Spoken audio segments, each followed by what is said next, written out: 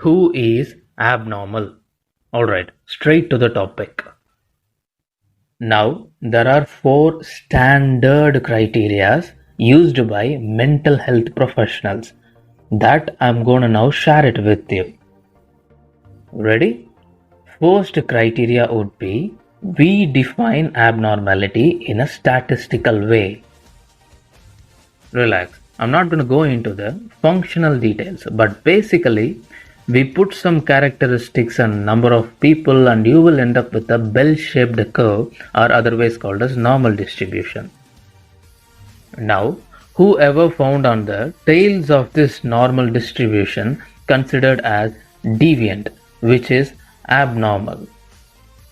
But the thing here is, this criteria is not sufficient to say what is abnormal, because whoever found on the tails of this normal distribution curve, they are simply not most people. They are uncommon. That's it. For example, take genius. They will be found on the tail of normal distribution curve of intelligence, which tells us geniuses are rare. They are not most people. They are uncommon.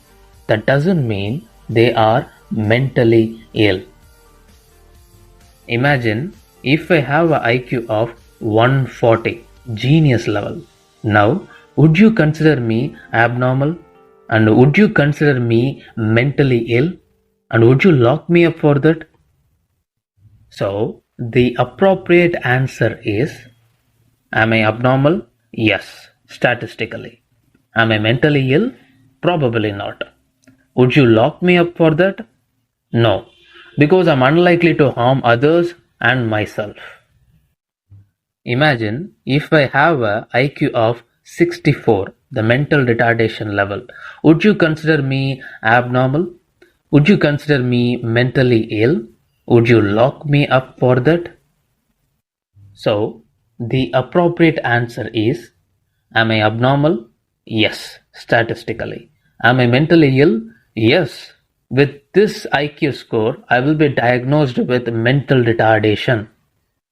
Would you lock me up for that? Not necessary. No. Only when it comes to hurting others or myself. Alright.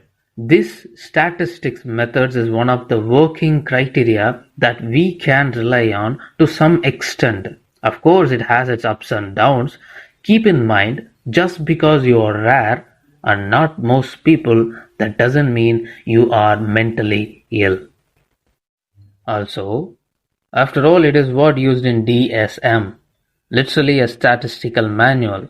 Now, bottom line, if you are statistically deviant, you may fit the criteria of abnormal person.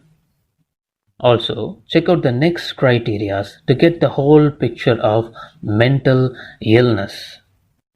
That's it. This is Mr. A. For more brief, standardized information, click the next video.